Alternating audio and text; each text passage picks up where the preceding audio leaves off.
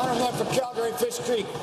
Mr. Speaker, yesterday opposition parties shared Albertans' concerns about the inadequacy of consultation with respect to broad changes being considered by this government to both the labour code and employment standards.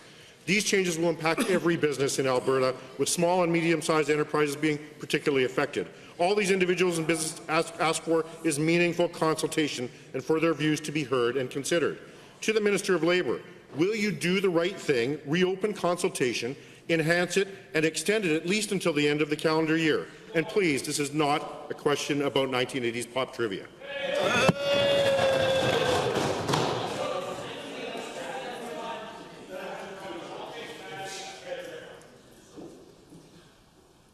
The Honourable Minister of Labour. Thank you very much, Mr. Speaker. During tough economic times, Albertans need legislation that protects families. The former government held consultations and did reports on Alberta's workplace legislation too. But then what did they do with it? They did nothing.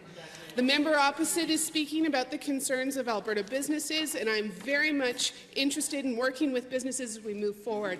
But I'm also listening to the concerns of Alberta workers. Concerns like talking to Andrew, whose wife had to work through chemotherapy because she couldn't get access to job-protected. Thank you, Honourable Minister.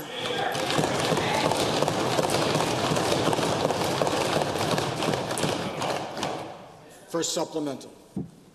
Mr. Speaker, given we continue to hear concerns from stakeholders that this government's hasty consultation is a sign the minister already knows what the final legislation will look like, and given that many individuals and organizations have expressed concern the government will use pro-union legislation as an olive branch or quid pro quo in upcoming labour negotiations with their ideological friends. Again to the minister, did you design consultation to meet a predetermined outcome, and will you use ill-considered legislation to appease union leadership as part of upcoming public sector negotiations?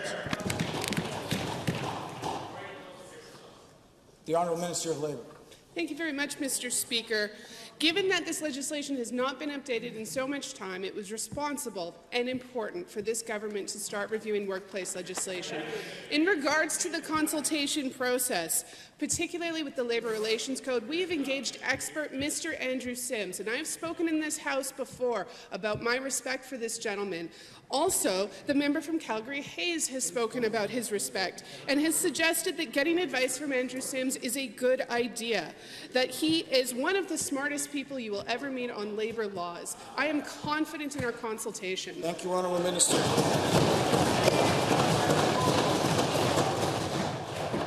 Second supplemental.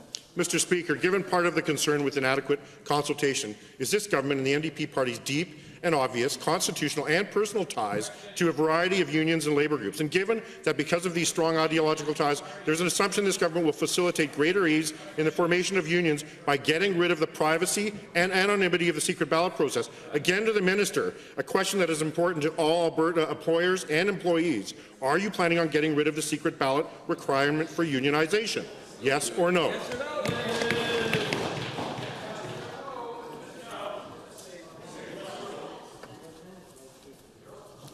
Honourable Minister of Labour. Thank you very much, Mr. Speaker. Our consultation closed just yesterday at midnight, so we are going to be reviewing what over 4,800 Albertans had to say on the matter, what over 1,000 employers had to say, and 340 written submissions.